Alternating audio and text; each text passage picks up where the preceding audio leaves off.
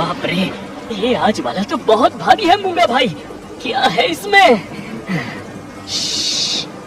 अरे धीरे बोल बेवकूफ, आगे वाले कमरे में मालिक ध्यान लगा रहे हैं। तो मालिक को नहीं पता क्या? अरे पागल है क्या? हरिहर बाबा को भनक भी लग गई ना तो वो हमें जिंदा गाड़ देंगे। वो संत आदमी है, उन्हें लगता है सब चंगा है। ये पाप सिर्फ मेरा और तेरा है। जल्दी कर और निकल यहाँ से। मध्य प्रदेश की सीमा पर बसे गुलाबपुर गांव में जीवन सरल नहीं था। गांव छोटा था पर तकलीफें बड़ी।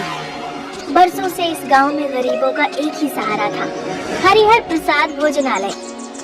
हम गरीबों के तो आप भगवान हैं। आहा, हरिहर बाबा क्या स्वाद है। 20 रुपए में तो आजकल क्या ही मिलता है। आप अमृत खिला रहे हैं, अमृत। अरे बस करो, सब कुछ भगवान की इच्छा से हो रहा है।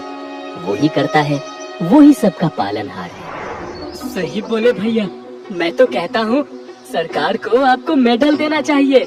नमस्ते मालिक, आज ही इस गांव में आया हूँ। बड़ा अपनापन सा लगा इस जगह। नई सरकारी बिल्डिंग बन रही है ना, उसी में दिहाड़ी का काम मिला है। धन्य है आप जैसे लोग जो हम मजदूरों के बारे में सोचते हैं। मिठू मिठू, वेलकम वेलकम, थाली खाओ स्वर्ग जाओ। अरे ये सब तो ऊपर वाले की इच्छा से हो रहा है। हम तो बस सेवा कर रहे हैं। मूंगा, सभी लोगों का अच्छी तरह से ध्यान रखना, कोई भी जरूरतमंद भूखा ना जाए। अब मुझे थोड़ा काम है, मैं आता हूँ। हाँ हाँ मालिक, मैं अच्छे से ख्याल रखूंगा इन सब का। अरे मूंगा भाई, थोड़ी दाल तो चला दो हर जगह। मूंगा दाल लेके आता है और दीना को देता है। फिर दाल को चम्मच से पीने लगता है। फिर वो दूसरे लोगों को दाल परोसता है। वैसे तुमने अपना नाम नहीं बताया। दीना नाम है मेरा, मनेरपुर गांव से आया हूँ। अरे भैया, अच्छी जगह आए हो। वैसे अपना ठिकाना कहाँ डाला है इस गांव में? अभी तो सड़क ही ठिकाना है, आगे भगवान जाने। अरे हरिहर, मालिक को बताना था ना, हमारे पास भी रहने की जगह नहीं। उन्होंने हमें रहने की जगह भी दिलाई। ऐसा क्या? फिर तो मैं उनसे इस पे जरूर बात करूंगा। भाई मुझे चक्कर क्यों आ रही है? अरे जरा ध्यान से दीना, अब देख कहीं गिर मत जाना। अरे मूंगा भैया, ले जाओ इसे, थोड़ा कमरे में सुला दो। लगता है थकान से इसकी ऐसी हालत हो गई है। दीना, तुम्हें थोड़ा आराम कर लेना चाहिए। मूंगा दीना को सहारा देते हुए कमरे तक ले जाता है। अरे भाई, मेरा सर कुछ साफ नहीं दिख रहा है। अरे चल थोड़ी दूर, सब साफ दिखेगा। नहीं, बचाओ। लगता है स्वर्ग दिख गया दीना को। चलो आज शिकार मूंगा को दिला दी। अब अपने अपने घर निकलते हैं, वो पैसे घर पहुंचा देगा। दो गरीब मजदूर मंगरू और ललन गांव में नए आए थे। पेट में भूख, जेब में बस 50 रुपए लिए। वो दोनों गुलाबपुर गांव में मजदूरी खोजने आए थे। मंगरू और ललन सारा दिन गांव में घूमे। काम मिला भी, लेकिन उन्हें बताया गया कि मजदूरी मिलेगी हफ्ते भर बाद। अब खाने और रहने का जुगाड़ कहाँ से होगा? अरे वही मैं सोच रहा हूँ, यहाँ तो हमें कोई जानता भी नहीं है कि जो उधार दे दे। वो गांव की सड़कों पर चले जा रहे थे, तभी रास्ते से जाते हुए उन्हें एक बोर्ड दिखा, हरिहर प्रसाद भोजनालय 20 रुपए। अरे वो देख, केवल 20 रुपए में खाना। मेरे पास 50 रुपए है, हम दोनों का पेट भर जाएगा। अरे ऐसा कैसे हो सकता है रे? 20 रुपए में जंबो थाली? अरे भगवान का घर समझो, हम गरीबन पर दया करता होगा कोई। लेकिन उनके कदम वहीं ढाबे के सामने रुक गए और वो भीतर जाएं या ना जाएं इस बारे में सोच रहे थे। तभी धनिया और टुनटुन वहाँ आए। मंगरू और ललन को देखकर उन लोगों की आंखों में चमक आ गई। अरे भैया, यहाँ ढाबे के बाहर क्यों खड़े हो? ढाबे के भीतर चलो, हमारा तो रोज का भोजन यही होता है। अरे बहुत जोरों की भूख लगी है धनिया, जल्दी चल, कहीं थाली खत्म न हो जाए। वैसे तुम्हें विश्वास नहीं हो रहा ना कि थाली के मात्र 20 रुपए लिए जाते हैं? हाँ, आपने सही समझा। हम लोग यही सोच रहे हैं, इस महंगाई के जमाने में 20 रुपए में जंबो थाली कैसे कोई दे सकता है? हम भी पहले यही सोचते थे, मगर हरिहर भैया हम गरीब लोगों के लिए भगवान हैं। उन्होंने प्रण लिया है कि उनके होते इस गांव में कोई भूखा नहीं रहेगा। अरे वाह, ये तो गजब हो गया। इस कलयुग में भी अच्छे लोग बचे हैं, मुझे आज मालूम हुआ।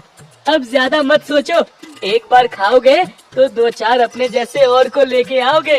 अबे मैंने तुझे बताया था इसके बारे में। अच्छा ठीक है भाई, उसके लिए शुक्रिया। ये कहते हुए उन लोगों ने मंगरू और लल्लन के साथ ढाबे में प्रवेश किया। तभी मूंगा और कालू जम्बो थाली सबको परोसते हैं। मूंगा और कालू की आंखों में एक अलग सी चमक दिखाई दे रही थी।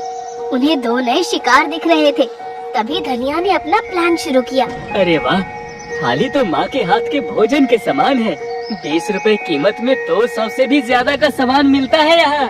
बिरजू, जो पहले ही वहाँ खाना खा रहा था, उन लोगों की ओर देखकर मुस्कुराया और फिर उंगलियाँ चाटते हुए बोला, सच में भगवान ने खुद भेजा है ये आदमी। खाने में ऐसा स्वाद मानो प्रसाद खा रहे हो। इन लोगों की ये सारी बातें मंगरू और लल्लन को प्रभावित करने के लिए भी थी और बेचारे मंगरू और लल्लन प्रभावित हो भी गए। उन्होंने अपने लिए भी खाना मंगाया। दोनों खाने पे टूट पड़े। रात से भूखे जो थे। वाकई में खाना बहुत स्वादिष्ट है। मुझे तो यकीन नहीं हो रहा कि ये खाना केवल 20 रुपए का है। अरे मजा आ गया भाई। अतिथि देवो भव, दूसरे गांव से आए हो, अगर रहने की दिक्कत हुई तो हमारा पता याद रखना। यहाँ रहने की भी व्यवस्था उपलब्ध है। अरे गजब भाई गजब, हम सोच ही रहे थे कि यहाँ रहने का ठिकाना कहाँ ढूंढे। हाँ भाई, हम दोनों यहीं रुकेंगे। आज की दिहाड़ी के बाद रात से यहीं रुकेंगे। अरे मूंगा भाई, लेकिन गजब, 2 ही बिस्तर खाली बची है। लगता है ऊपर वाले ने इनके लिए ही बचा रखी थी। अरे मालिक हो तो हमारे जैसा एकदम संत आदमी है। अब बस यहीं हम मजदूरी करके घर बसा लेंगे भाई लोग। अच्छा, अब हम चलते हैं। अब दिहाड़ी का वक्त हो गया है। अब रात को अपना सामान लेके आते हैं। हाँ, अब से अपना ही घर समझो इसे। मंगरू और लल्लन दिहाड़ी के लिए निकल पड़ते हैं। तभी रास्ते में अचानक लल्लन का फोन बजने लगा। फोन उसकी पत्नी का था। कैसे हो आप? कोई काम धंधा मिला या नहीं? अरे क्या बताऊं शीतल, काम भी मिल गया, भोजन की व्यवस्था भी हो गई, और तो और रहने का ठिकाना भी मिल गया है। मगर पेमेंट हर हफ्ते होगा। तुमने कैसे फोन लगाया? अब आपको क्या बताएं, माँ जी की तबीयत ठीक नहीं है। उन्हें अस्पताल में एडमिट किया है। अगर हो सके तो आप अपने गांव वापस आ जाइए। अपनी पत्नी की बात सुनकर लल्लन परेशान हो गया। उसने मंगरू से कहा, मुझे माफ कर दे, इस अनजान गांव में मैं तुझे अकेला छोड़कर जा रहा हूँ। क्यों, क्या हुआ? मेरी माँ की तबीयत ठीक नहीं है, उसे अस्पताल में एडमिट किया है। मुझे हर हाल में जाना होगा। ये लो मेरी अंगूठी, इससे तू अपने साथ ले जाना। जरूरत पड़े तो तू इसे बेचकर पैसे ले लेना। माँ की जान से बढ़कर कुछ नहीं। अरे मेरे भाई, नहीं नहीं, ये अंगूठी तुम्हारी पत्नी की आखिरी निशानी है। इसे तुम अपने पास रखो। मैं जल्दी वापस आऊंगा, तब तक तू अपना ख्याल रखना। मैं चलता हूँ। बस अड्डा यहाँ से 8 घंटे दूर है। लल्लन के जाने के बाद मंगरू दिहाड़ी करने चला जाता है। उसने वहाँ खूब मन लगा के काम किया। ऐसे ही शाम से रात हो जाती है। आज तो कमर टूट गई काम कर करके, लेकिन सुकून इस बात का है कि रहने और खाने का बंदोबस्त हो गया। सारा सामान भी ले लिया है। अब सीधे ढाबा पहुँचने के बाद मस्त स्वादिष्ट थाली खाऊंगा और आराम करूंगा। मंगरू को क्या पता था कि वो ढाबे को नहीं बल्कि अपनी मौत को गले लगाने जा रहा है। कुछ ही दूर चलते चलते मंगरू ढाबे के पास पहुंच जाता है। मंगरू खटिए पे बैठे अपना चाकू तेज कर रहा था और कालू मोबाइल पे कुछ देख रहा था। तभी मंगरू ने बोला, अरे मूंगा भाई, देखो मैं सारा सामान लेकर आ गया। अब यहीं रहूंगा आप लोगों के साथ और आपके काम में हाथ भी बटाऊंगा। अरे मंगरू, आ गया तू? कब से तेरे राह देख रहा था। मतलब मैं समझा नहीं। अब वैसे इतनी बड़ी चाकू किस लिए मूंगा भाई? अरे ये लौकी काटने के लिए रखा है। इस मूंगा से प्याज तो ढंग से कट नहीं पाता, पूरे दिन चाकू की धार तेज करते रहता है। अरे तू उसको छोड़, ला मुझे सामान दे अपना। तुम बहुत अच्छे हो कालू भाई। अब चल, अब आजा मेरे पीछे पीछे। ढाबे के अंदर बैठ, तेरे लिए एक मस्त थाली लगाता हूँ। ठीक है मंगरू भाई। मंगरू अब ढाबे के अंदर एक टेबल पे बैठा हुआ था। कालू उसके लिए थाली लेकर आता है। ले मंगरू, खा ले, बहुत देर से भूखा होगा। खाना बहुत स्वादिष्ट है भाई। अब वैसे रहने की जगह कहाँ है? खा के थोड़ा आराम कर लेता। अरे मंगरू, बहुत जल्दी रहती है तुझे सब चीजों की। खा तो ले पहले, तेरे लिए सारी व्यवस्था करने गया था। मूंगा भाई, मुझे चक्कर सा आ रहा है।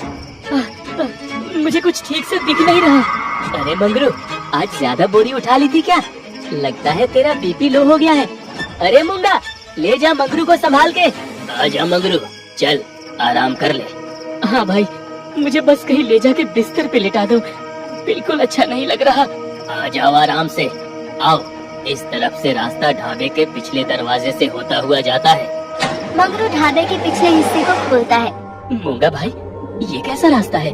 अरे जगह की कमी थी, इसलिए मालिक ने बेसमेंट में बंदोबस्त किया है हम सबका। आ जाओ आ जाओ। मूंगा मंगरू को एक अजीब से रास्ते से ले जा रहा था। मूंगा भाई, कालू नहीं आया? अरे वो बर्तन साफ करके आ जाएगा, तू चलता रहे। दोनों अब उस जगह पहुंच चुके थे जिसके लिए मूंगा और कालू ने ये षड्यंत्र रचा था। मूंगा भाई, ये कैसी जगह है? ये मुझे कुछ ठीक नहीं लग रहा। अरे तू बिना मतलब डरे जा रहा है। अच्छा, तो खुद शटर खोल के देख ले। मूंगा आगे बढ़ता है और शटर खोलता है। शटर खोलते ही मंगरू की चीख निकल जाती है। नहीं, बचाओ! अंदर का नजारा चौंका देने वाला था। ये कोई तहखाना नहीं था, बल्कि एक हाईटेक हॉस्पिटल वार्ड था। वहाँ मरीजों के हाथों में ड्रिप लगी थी, उन पे दवाइयों का प्रयोग हो रहा था और शरीर से कई तरह के तार जुड़े हुए थे। मूंगा मंगरू को जोर से धक्का देकर वार्ड की तरफ धकेल देता है और अंदर के शटर को बंद कर देता है। भगवान के लिए मुझे छोड़ दो बाबू, मैं गरीब आदमी हूँ। अबे चुप, वही कर रहा हूँ। अब तो जल्दी दुनिया छोड़ेगा। तभी अचानक से एक आवाज आती है। बेड नंबर 5 का डोपामाइन लेवल चेक करो। नई ड्रग मेमोरी वाइप का असर 80% हो चुका है। इसे अपना नाम तक याद नहीं है। हे भगवान, ये मैं कहाँ फंस गया? मेरे बच्चों का क्या होगा? डॉक्टर सुहास, बेड नंबर 3 पे दवा का प्रयोग फेल हो गया है। उसके ऑर्गन भी खराब हो गए हैं। डॉक्टर सुहास डॉक्टर मदन को एक थप्पड़ मारता है। बेवकूफ इंसान, लाखों का नुकसान कर दिया। तू किसी काम का नहीं है। तुम्हारे सारे ब्रेन सेल मर चुके हैं क्या? सॉरी डॉक्टर, जाओ यहाँ से। मैं सब्जेक्ट को एनेस्थेसिया का हैवी डोज दो। मुझे कोई शोर शराबा नहीं चाहिए। हे भगवान, ये तो दवाइयों का ट्रायल चल रहा है। अब ये मुझे जिंदा नहीं छोड़ेंगे। तभी मूंगा और डॉक्टर्स मिलके मंगरू को जबरदस्ती बेड की तरफ ले जाते हैं और एक डॉक्टर पीछे से मंगरू के गले पे बेहोशी का इंजेक्शन लगा देता है, जिससे बेहोशी की हालत में उसे बेड पे सुला दिया जाता है। डॉक्टर साहब, नया सैंपल रेडी है, एकदम फ्रेश है। डॉक्टर मदन, प्रयोग शुरू करो। Yes doctor. किस्मत का खेल देखिए, लल्लन की बस छूट गई थी। अगली बस सुबह थी, इसलिए वो मजबूरन वापस ढाबे की ओर लौट रहा था, ये सोचकर कि रात मंगरू के पास बिता देगा। लल्लन अपना सामान लिए ढाबे के पास पहुंचता है। तभी उसे कालू दिखाई देता है। वो मोबाइल पे किसी से कुछ बात कर रहा था। अचानक से लल्लन की नजर कालू के हाथ पर जाती है, जिसने मंगरू की अंगूठी पहनी हुई थी। वो हड़बड़ाते हुए बोला, अरे कालू भाई, ये अंगूठी तो मंगरू की है, अब तुम्हारे पास कैसे आई? अरे ललन, तुम यहाँ कैसे? अब तुम तो अपने गांव निकल गए थे ना। कालू भाई, वो सब बाद में, पहले मुझे बताओ ये अंगूठी तुम्हारे पास कैसे आई? मंगरू कहाँ है? मंगरू, मंगरू! अरे मुझे कुछ ठीक नहीं लग रहा। नहीं, कुछ ठीक नहीं है। जरूर मंगरू मुसीबत में है। धोखा, धोखा हुआ है। तभी लल्लन को मंगरू की दबी हुई चीख सुनाई देती है, जो जमीन के नीचे से आ रही थी। तुम लोग साधु नहीं, कसाई हो। मंगरू खतरे में है। मैं अभी पुलिस को सब कुछ जाके बताता हूँ। ललन भाई, आज मैं तुम्हें नहीं रोकूंगा। इन सब से मैं भी थक चुका हूँ और मुझे ये भी पता है जल्द ही मैं भी इनका शिकार बन जाऊंगा। शिकार मतलब? मुझे सब कुछ सच सच बताओ। यहाँ दवाइयों का ट्रायल टेस्टिंग होती है। बड़ी बड़ी दवा कंपनियाँ गरीबों पर अपनी अवैध दवाइयाँ टेस्ट करवा रही हैं। हम सिर्फ इसके दलाल हैं। क्या? हाँ, मूंगा के डर से मैंने आज तक हरिहर माली को कुछ नहीं बताया, लेकिन आज मैं भी तुम्हारे साथ हूँ। अब इस पाप का अंत होगा। आज मैं अपना पश्चाताप करूँगा। चलो पुलिस को सब कुछ बता देते हैं। बिना पुलिस की मदद से हम कुछ भी नहीं कर सकते। ठीक है कालू, जल्दी चलो। लल्लन जैसे ही चलने के लिए आगे बढ़ा, कालू ने पास रखी बोतल लल्लन के सिर पे दे मारी। लल्लन वहीं जमीन पे गिर गया। मूंगा, जल्दी बाहर आ, एक और सैंपल रेडी है। मूंगा और कालू बेहोश लल्लन को स्ट्रेचर पे लिए तहखाने के अंदर ले जाते हैं। दोनों के चेहरे पे एक अलग सी चमक थी। तुम लोग कोई नहीं बचोगे। मेरा दोस्त मंगरू कहाँ है? मैं हरिहर को सब कुछ बता दूंगा। मूंगा, तो बताओ, जल्दी बताओ। मैं ही हूँ हरिहर।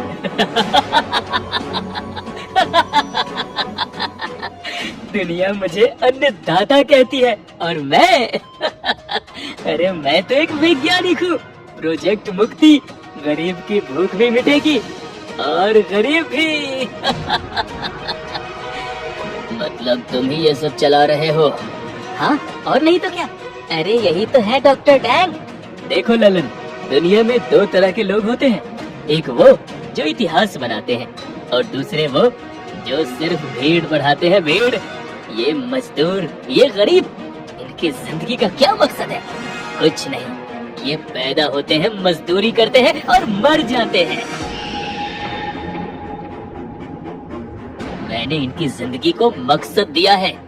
इनके शरीर पर जो दवाइयाँ टेस्ट हो रही हैं, उनसे कल अमीर लोगों की जान बचेगी, कैंसर का इलाज मिलेगा, बुढ़ापा रोकने की दवा बनेगी। सोचो, ये अनपढ़ गंवार लोग मानवता के कितने काम आ रहे हैं, और बदले में मैं क्या मांगता हूँ? बस इनका शरीर। तुम राक्षस हो, इंसान रूपी राक्षस। अरे इंसान वो है जिसकी जेब में पैसा है, बाकी सब तो सिर्फ बायोलॉजिकल वेस्ट है। मैं तो समाज सेवा कर रहा हूँ। अरे इन्हें फ्री में बिस्तर दिया, एसी दिया, और क्या चाहिए? डॉक्टर हरिहर, एलानिन ट्रांसएमिनेस में हमने 2-3 अलग अलग केमिकल मिक्स किए जो आज ही आई है। तो फिर सोच क्या रहे हो? हम उसे आज ही यूज करेंगे। इंजेक्शन रेडी करो, उसे आज हम मंगरू और ललन पे टेस्ट करेंगे। तेरा बलिदान व्यर्थ नहीं जाएगा मंगरू। डॉक्टर सुहास तुरंत उस केमिकल को इंजेक्शन में डालकर हरिहर को देता है। हरिहर जैसे ही ललन को इंजेक्शन लगाने ही वाला था कि एक जोर की ब्लास्ट की आवाज सुनाई देती है। हरिहर, ढाबे को चारों तरफ से घेर लिया गया है, जल्द ही तुम सब सरेंडर कर दो वरना मारे जाओगे।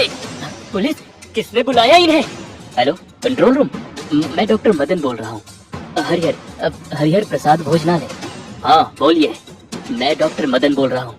हरिहर प्रसाद भोजनालय की आड़ में यहाँ कई सालों से अवैध काम चल रहा है, लोगों की जान के साथ खेला जा रहा है। आप हमें वहाँ का लोकेशन तुरंत भेजिए, हम पूरे फोर्स के साथ वहाँ आ रहे हैं। सब अपने हाथ ऊपर करो, हिलना मत, नहीं तो गोली मार दूंगा। मूंगा चाकू लेकर पुलिस की तरफ दौड़ता है। इंस्पेक्टर राठौर मूंगा के पैर पर गोली मारते हैं, मूंगा वहीं ढेर हो जाता है। हरिहर हाथ जोड़कर साधु बनने का नाटक करता है।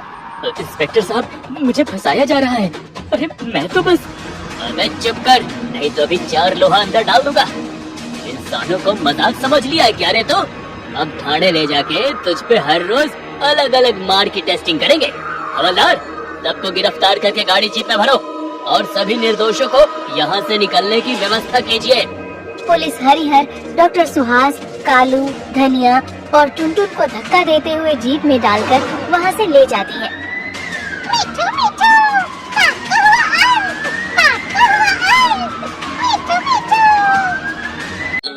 तो दोस्तों, ऐसी ही अनोखी और रसभरी कहानियाँ देखने के लिए हमारे चैनल को सब्सक्राइब करें।